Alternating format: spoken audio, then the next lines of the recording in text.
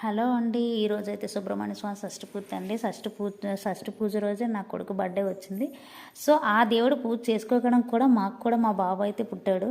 నేను కూడా ఆ దేవుడు పూజలు చేయగానే 11 వారాలు అయితే చేశాను. అప్పుడే మా బాబు అయితే పుట్టాడు.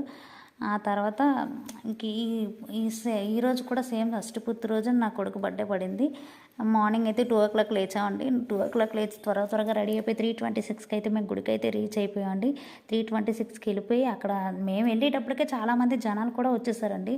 అక్కడైతే పూజ అయితే చాలా బాగా జరిగింది. పంచామృతాలతో చేశారండి. ఎంతమంది జనాలు వస్తారంటే బాబోయ్ చాలా ఇదిగా అండి.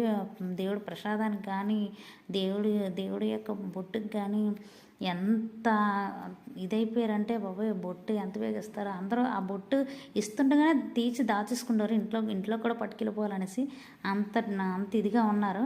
సో నాకైతే చాలా హ్యాపీ అనిపించిందండి. దేవుడి పూజ అయితే మాత్రం చాలా బాగా జరిగింది. అంత మార్నింగ్ కూడా వెళ్ళి దీపాలు కూడా బాగా పెట్టుకున్నాం. మా అమ్మ పిల్లలు కూడా చాలా ఇంట్రెస్ట్ చూపించారు. మార్నింగ్ టైంలో కూడా ఆ టైంలో లేచి అంటే ఇప్పుడు స్కూల్కి అయితే మాత్రం త్వరగా లెగమన్నా సరే లేచేవారు కదా. అలాంటి దేవుడి పూజ కోసం అయితే నేను లేపకుండా కూడా వాళ్ళు వేసేసారు.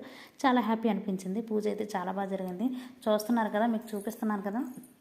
సో నా కొడుకు బర్త్డే అండి. నా కొడుకు బర్త్డే రోజు ఈ వీడియో అయితే తీశాను. సో మీకు నచ్చితే మాత్రం please like and share and కానీ పంతులు గారు కూడా దేవుడి యొక్క అలంకరణ ఎంత బాగా చేస్తారంటే చూసేటప్పటికి మాత్రం అబ్బా అబ్బా ఎంత బాగున్నారా, మన దిష్టే తగిలేస్తుందా ఆ దేవుడికి అని అనిపిస్తుంది.